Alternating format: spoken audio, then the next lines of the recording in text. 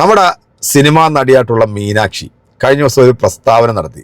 Social മീഡിയയിൽ സംഘപരിവാറും അതുപോലെ ഈ കാസ വിഭാഗത്തിൽപ്പെട്ടിട്ടുള്ള ചില ആളുകളും മീനാക്ഷി എടുത്തിട്ട് അങ്ങ് തേച്ചങ്ങോട്ട് ഭിത്തിയിലോട്ട് അങ്ങോട്ട് ഒട്ടിച്ചുകൊണ്ടിരിക്കുക. മീനാക്ഷി പറഞ്ഞത് എന്താണ്? ഗ്യാസ് പോയത് നമ്മുടെയോ? യുദ്ധം പശ്ചിമേഷ്യയിലാണെങ്കിലും യുദ്ധം എത്ര മാരകമാണെന്നറിയാൻ മുറ്റത്ത് മിസൈൽ വീഴണമെന്നില്ല മീനാക്ഷി. ഈ യുദ്ധം കൊണ്ട് ഏറ്റവും കൂടുതൽ ബുദ്ധിമുട്ട് അനുഭവിക്കുന്ന ആരാണ്? ലോകരാജ്യങ്ങൾ തന്നെയാണ്. കാരണം യുദ്ധം തുടങ്ങിയിട്ട് ഈ 20 ദിവസത്തിനുള്ളിൽ നമ്മുടെ രാജ്യത്ത്, അതായത് നമ്മൾ താമസിക്കുന്ന കേരളത്തിലായിക്കോട്ടെ, എത്ര ഹോട്ടലുകൾ അടച്ചുപൂട്ടി എന്നുള്ളത് നിങ്ങൾക്ക് എല്ലാവർക്കും അറിയാമല്ലോ. കാരണം ഗ്യാസിൻ്റെ പരിമിതി കുറവ് കൊണ്ട് തന്നെയാണ് ഇത് ചെയ്തുകൊണ്ടിരിക്കുന്നത്. അത് ഈ യുദ്ധത്തിൻ്റെ ഒരു എഫക്റ്റാണ് നമ്മൾ അനുഭവിച്ചുകൊണ്ടിരിക്കുന്നത്. നമ്മുടെ മലയാളികളടക്കം ഒരുപാട് ആളുകൾ നമ്മുടെ രാജ്യത്തിൻ്റെ വിവിധ സംസ്ഥാനങ്ങളിൽ ജോലി ചെയ്യുന്നുണ്ട്.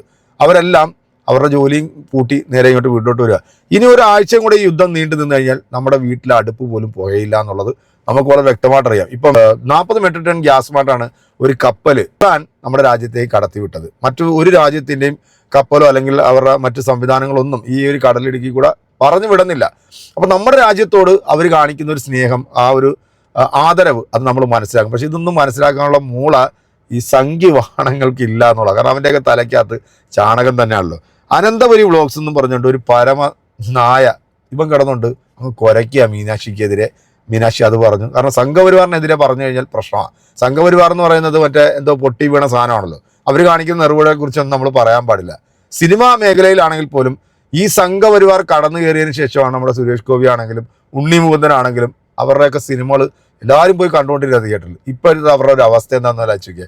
അപ്പം നിലപാടുകൾ പറയുമ്പോൾ ആ നിലപാടിനെ അതേ രീതിയിൽ എടുക്കുന്നതിന് പകരം അവരുടെ വീട്ടിലിരിക്കുന്ന തന്തയും തള്ളയൊക്കെ തെറി വിളിക്കുന്ന ഈ പരനായി സത്യത്തിൽ കേരളത്തിലെ പൊതുസമൂഹം ഉണ്ടല്ലോ കയറി നേരങ്ങണവനെയൊക്കെ. നിങ്ങൾ ആ വീഡിയോ ഒന്ന് കണ്ടുപോയി. നമസ്കാരം. നമുക്കെല്ലാവർക്കും അറിയാം, ഇപ്പോഴും ഗ്യാസിൻ്റെ പേരും പറഞ്ഞ് ഒരുപാട് പേര് ഇറങ്ങിയിട്ടുണ്ട് കേട്ടോ. അതിൽ രാഷ്ട്രീയക്കാരിറങ്ങുന്നുണ്ട്, പല കക്ഷികൾ ഇറങ്ങുന്നുണ്ട്, അതൊക്കെ അങ്ങനെ നിൽക്കട്ടെ.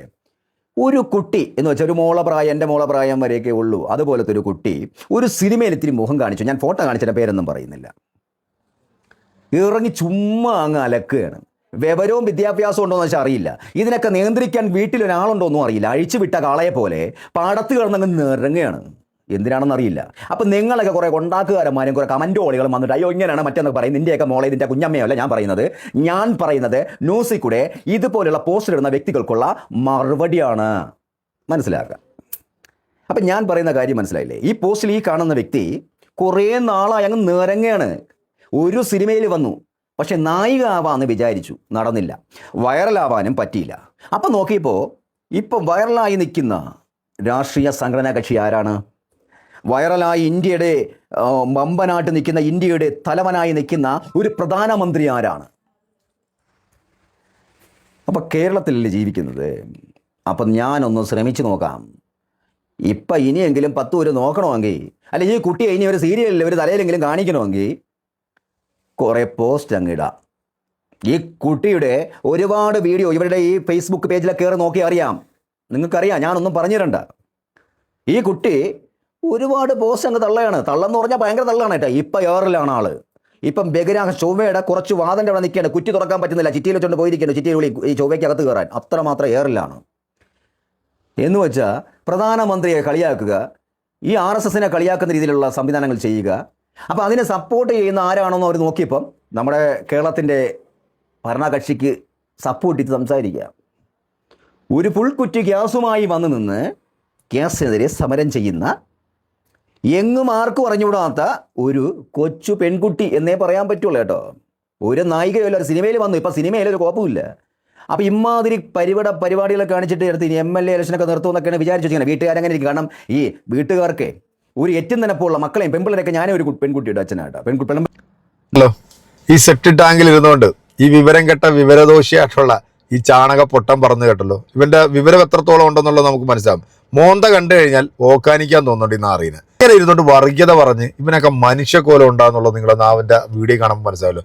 മീനാക്ഷി എന്ന് പറയുന്ന ആ പെൺകുട്ടിയുടെ അഭിപ്രായം അവർ പറഞ്ഞു. ഇവിടെ ഭരിച്ചുകൊണ്ടിരിക്കുന്ന BJP ആയിക്കോട്ടെ, കോൺഗ്രസ് ആയിക്കോട്ടെ, കമ്മ്യൂണിസ്റ്റ് ആയിക്കോട്ടെ, ചെറുവേട് കാണിച്ചാൽ അത് പറയുക എന്നുള്ളതാണ് ഒരു നിലപാടല്ലേ. ആ നിലപാടിൽ ഉറച്ചു നിൽക്കുക എന്നുള്ളത് നല്ല ജനിസിന് ജനിക്കുന്നത് കൊണ്ട് മാത്രമാണ്. നിന്നെപ്പോലുള്ള പരമ ഊള ഈ ഇരുന്നുകൊണ്ട് കൊണയടിക്കുമ്പോഴത്തേക്ക് നീ നിന്റെ വീട്ടുകാരെ, നിന്റെ ഭാര്യ, നിന്റെ മക്കള്, നിന്റെ ബന്ധുക്കള്, നീ അവരെ നീ നോക്ക്. നീ ഇങ്ങോട്ട് വന്നിട്ട് ഇങ്ങനെ ഇരുന്നുകൊണ്ട് BJP-നെയും RSSനെയും കുറിച്ച് പറഞ്ഞു കഴിഞ്ഞാൽ നിനക്ക് അങ്ങോട്ട് കുരു പൊട്ടി ഒലിക്കുന്നുണ്ടെങ്കിൽ എടാ ഊളെ നീ മനസ്സിലാക്കിക്കൊള്ളുക, സമൂഹത്തിൽ നിലയും വിലയുള്ള ആൾക്കാരെ കുറിച്ചിട്ട് തെമ്മാടിത്തരവും തെണ്ടിത്തരവും പറഞ്ഞ നല്ല ആൺകുട്ടികളുണ്ടല്ലോ കയറി നിരങ്ങും. പിന്നെ നിന്റെ ഈ ഷെയ്പ്പൊക്കെ അങ്ങ് മാറും. എന്തായാലും എൻ്റെ പ്രിയപ്പെട്ട പ്രേക്ഷകരെ, ആദർശമുള്ള അല്ലെങ്കിൽ പറഞ്ഞ കാര്യത്തിൽ ഉറച്ചു നിൽക്കുന്ന തൻ്റെ ഇടമുള്ള ഇതുപോലത്തെ പെൺകുട്ടികളുണ്ടല്ലോ നമ്മുടെ സമൂഹത്തിൽ ഇനിയും വേണം. നമ്മൾ അവർക്ക് സപ്പോർട്ട് ചെയ്യണം. ഇതുപോലത്തെ ചാണക പൊട്ടൻ വേട്ടാവളിയന്മാരായിട്ടുള്ള ഇവനെ പോലെ വിവരം കെട്ട വിവരദോഷികൾ വന്നിരുന്നിട്ട് കൊണയടിക്കുമ്പോൾ ഇതൊക്കെ മറുപടി കൊടുക്കേണ്ടത് നമ്മൾ മലയാളികളാണ്. അത് നിങ്ങൾ കൃത്യമായിട്ട് കൊടുക്കുക. അടുത്തൊരു വീഡിയോ കാണാം.